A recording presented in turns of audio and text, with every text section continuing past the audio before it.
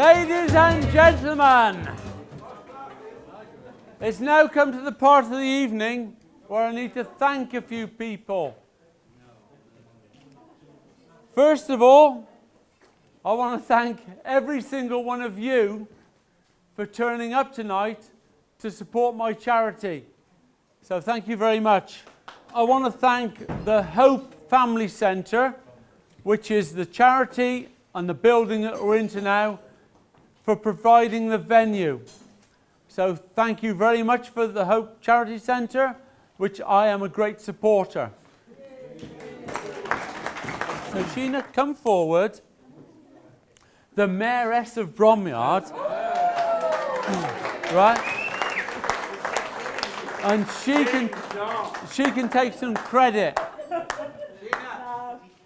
Now, what we have to do now is start going. Oh, whoa, whoa! There's one gentleman here, Mr. Daniel Pierce Higgins, Judge Daniel Pierce Higgins, and his dear wife, the Deputy Mayor of Bromyard, has saved the day. Come forward. And this man is a wine connoisseur. So when I said, Daniel, can you find me some cheap wine? His reply was, Nigel, I don't do cheap. So we have to thank this man and Jan, his wife, who is the deputy that helps me out almost every time. And when we have, when Jan is mayor next year, yeah, and we have we'll have to have another one like this. We will. Yeah.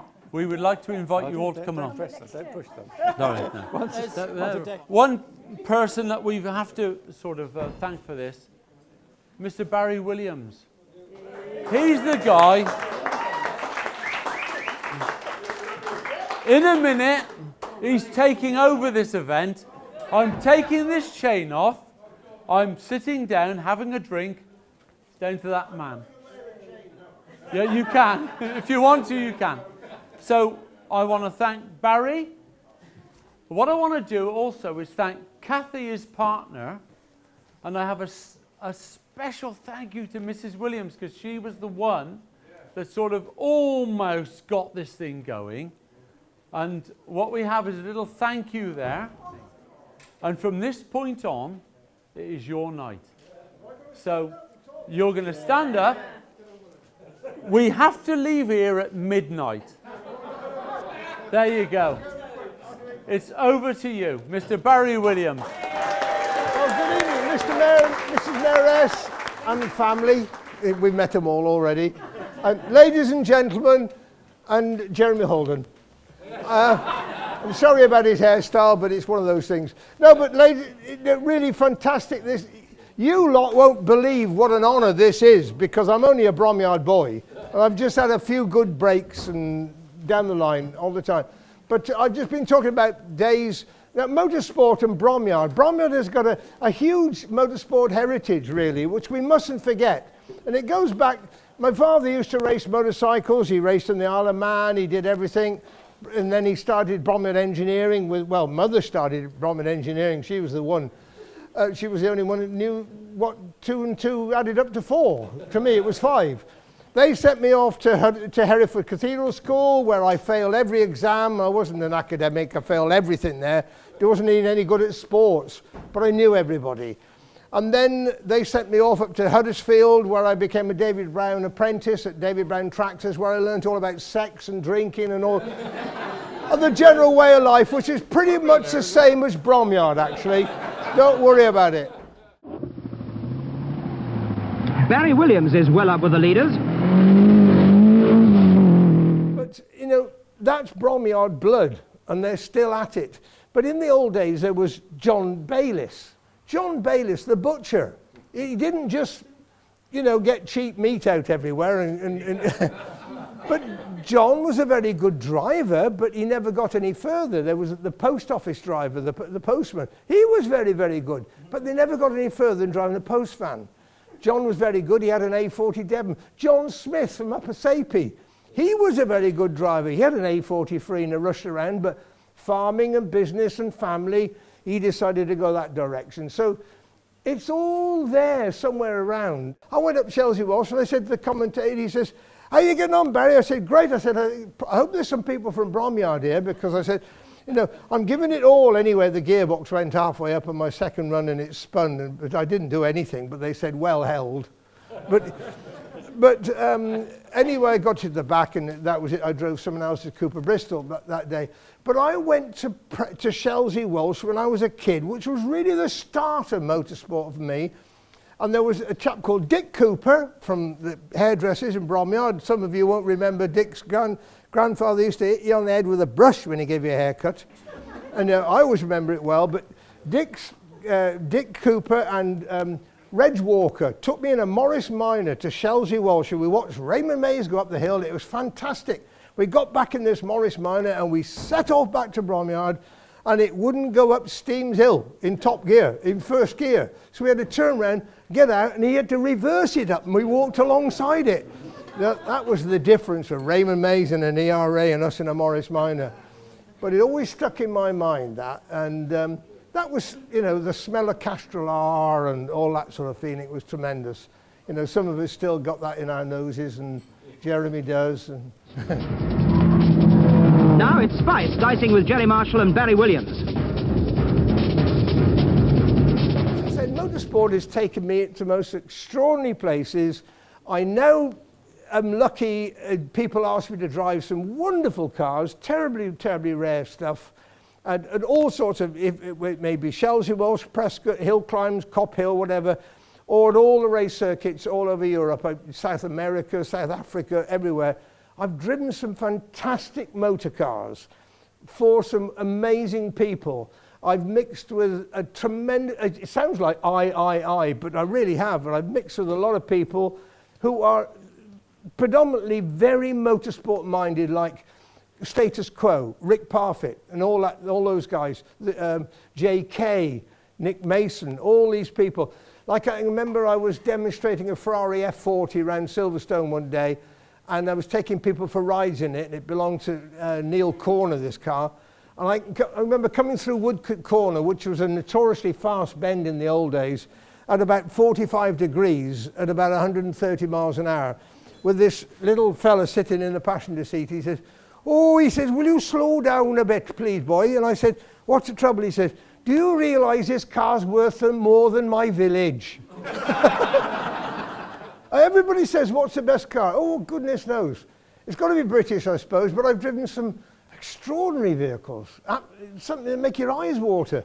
But I think one of the nicest things was driving an E-Type Jaguar in the first Goodwood Revival Tourist Trophy. Was a lightweight E-Type Jaguar, and it was unmolested. It was being used on the road. We'd raced it a few times, but to actually win in that car, it was British, 2 British drivers in the car. It was British all round, and that was really fantastic, that lightweight E-Type Jaguar.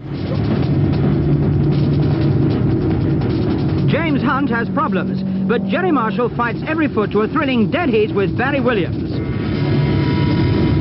We've all heard of Sterling Moss, what a wonderful guy he is, and he's a great friend of mine.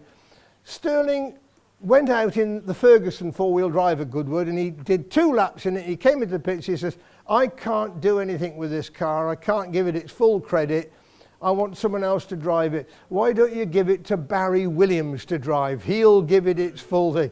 And I tell you what, that is an honour, because I had to go to the clerk of the course where he says, Sterling has asked if you can drive the car. I had to start at the back of the grid, and I got up to 3rd place and ran out of brakes, and I'm coming down to this last corner, and there's the pedals on the floor, and it's going bonk, bonk, bonk.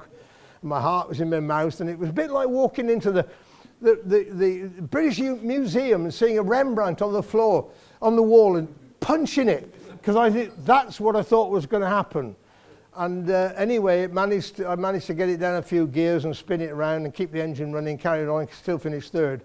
But to have Sterling say that, and you know, that was a great honour, I tell you, because to me he is the epitome of the British racing driver. Not only in Formula 1 in the old days, coming back from accidents and still racing at 81. I think the guy is quite extraordinary. But he gave me that honour of driving that car, and I got a 3rd place in it. Well, the first car I owned on the road was, in true fact, was a single Le Mans special. And Dad and I went over to see this guy in Worcester, and he got it, and he'd half rebuilt it. And I don't know what his name was, but we got this single Le Mans. We called it Sin Tin, because it had an Austin engine, and it was a Singer, so it became a Sin Tin, for other reasons as well. But anyway, but that little car was the first car I actually owned, I could say I owned, apart from the Morris Minor. I had a minivan, and it had a mattress in the back. Mother didn't know what for, I'm sure. But we had an A40, we had a Bromyard Engineering as it was then, we had an A40 Devon van. Now it was very quick because it was all aluminium. You've got to remember, after the war, aluminium was plentiful because there was a lot left over, very little steel. So before BMC, well, it was BMC, they built cars out of aluminium because they hadn't got any steel. So this A40 van was very quick. I tell you what, Bromyard, Hereford, 3 Counties Club, fantastic, full of birds. You know, what a vehicle that was. Those are good days. You could drive to Worcester and not see another car. I was watching the Rally Wales. I went down to Wales to do a bit of a TV interview down there, and I sat and I watched My Herring. Now, when I was rallying the Mini Cooper, and I was very fortunate to win the Welsh Rally in '64, we did the My Herring special stage, and I sat there in the armchair watching the rally in this armchair, and it was Sebastian Loeb, the world champion, going down this special stage. And by the time he'd started and got to the end, I'd had 32 accidents. You've got Hamilton, who's a racer. You've got Button, who's a racing driver. So whoever is running at the end is usually the quickest one, is the racer who's going the quickest. And that's, I think you'll find Hamilton is probably the quicker driver. He's probably, yeah, by far the quicker driver than Button. Oh yes, definitely. Button is very quick. He's a very good driver. But I think Hamilton is the quicker, very much the quicker. A racer and a racing driver, a racer is determined to win at all costs, whatever, boom, boom. A racing driver just goes to finish and they get the car home. The other one is the one, if it doesn't break, he's the winner.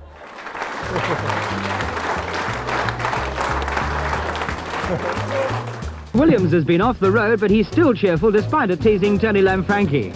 I mean, when you have something like this happen, is that a problem for you? A real problem? It is a bit of a problem, yes, it is really, yeah. If it wasn't for the lads, problem, we haven't got any money. If it wasn't for the lads who were helping, well, we'd be really stuck, you know. You know, everybody, all the mechanics that come in and help is amazing, it really is.